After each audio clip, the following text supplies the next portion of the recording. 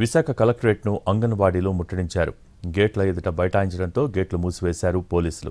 ప్రభుత్వ వ్యతిరేక నినాదాలతో కలెక్టరేట్ హోరెత్తింది. మేనిఫెస్టోలో ఇచ్చిన హామీ మేరకు జీతాలు పెంచాలని, ఇతర బాధ్యతల ఒత్తిళ్లు తగ్గించాలని డిమాండ్ చేస్తున్నారు. రాష్ట్ర వ్యాప్త పిలుపులో భాగంగా జగదాంబ జంక్షన్ నుంచి వినూత్న ర్యాలీ చేపట్టారు. వందల మంది అంగన్వాడీలు సాష్టాంగ ప్రమాణాలు చేసుకుంటూ జగదాంబ నుంచి కలెక్టరేట్ వరకు ర్యాలీ జరిపింది.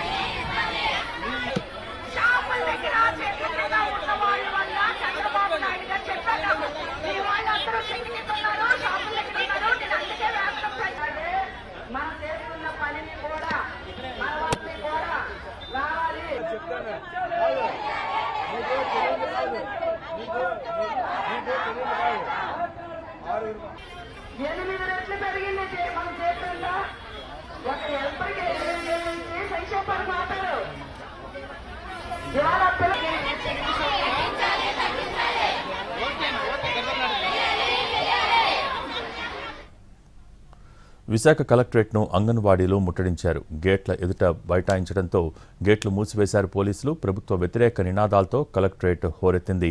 మేనిఫెస్టోలో ఇచ్చిన హామీ మేరకు జీతాలు పెంచాలని, ఇతర బాధ్యతల ఒత్తిళ్లు తగ్గించాలని వారు డిమాండ్ చేస్తున్నారు. దీనికి సంబంధించి మోర్ అప్డేట్స్ మా ప్రతినిధి రవిచంద్ర లైవ్ ద్వారా అందించేందుకు సిద్ధంగా ఉన్నారు.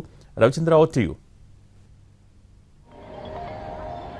భోగి గత గంట సేపటిగా విశాఖ కలెక్టరేట్ దగ్గర అంగన్వాడీల ధర్నా కొనసాగుతోంది.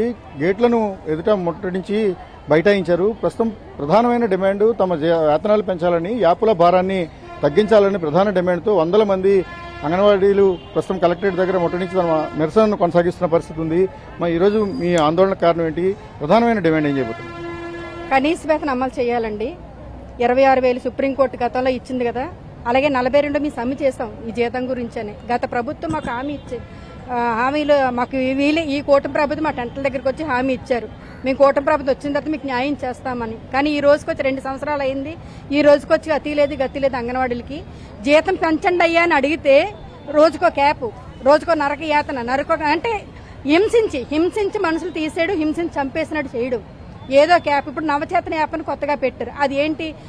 పిల్లలు స్క్రీనింగ్ చేయాలి. అది అసలు హెల్త్ డిపార్ట్మెంట్ చేయవలసిన పని అంగన్వాడీలకు అప్పచెప్పారు. మాకు డ్యూటీ టైం 9 నుంచి 4 అన్నారు. కానీ మాకు 24 అవర్స్ మాకు డ్యూటీయే.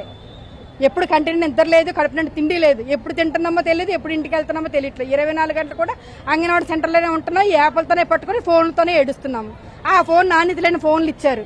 కానీ చాలా ఇబ్బందికరంగా ఈ ప్రభుత్వం చాలా ఇబ్బంది పరంగా ప్రతి అంగన్వాడీ కార్యకర్త చాలా ఇబ్బంది పడి ఈ మధ్యకాలం ఎంతో మంది ఈ 2 సంవత్సరాలుగా ఎంతో మంది హార్ట్ అటాక్లు వచ్చి ఈ యాప్ల వల్ల ఈ టెన్షన్ తోని బీపీలు, షుగర్లు వచ్చి హార్ట్ అటాక్లు చనిపోయిన సందర్భాలు కూడా మాకు ఉన్నాయి. ఈ రోజు కలెక్టర్ గారిని కలవాలనుకుంటున్నారు. ప్రధానమైన ఏ అంశాలతో కలవాలనుకున్నారు?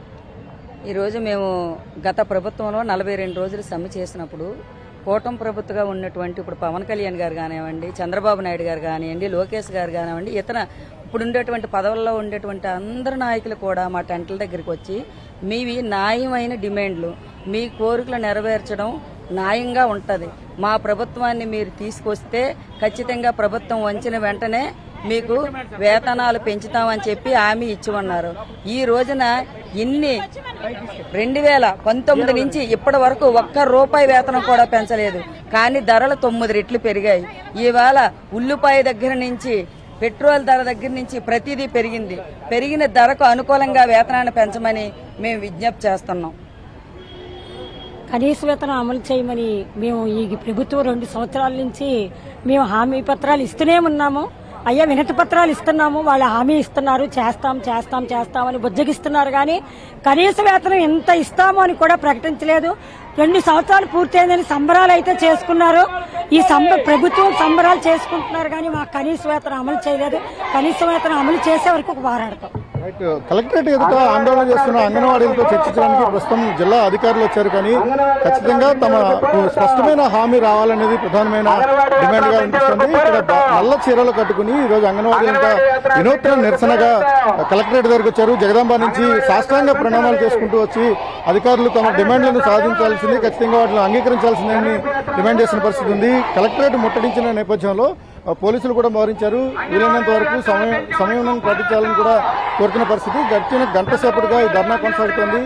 మేము అందరూ కూడా కలెక్టరేట్లోకి వెళ్తామని అంగన్వాడీలు డిమాండ్ చేస్తుండటంతో కొంత ఉద్రిక్తత కూడా ఇక్కడ కనిపిస్తోంది. Thank you Ravichandra.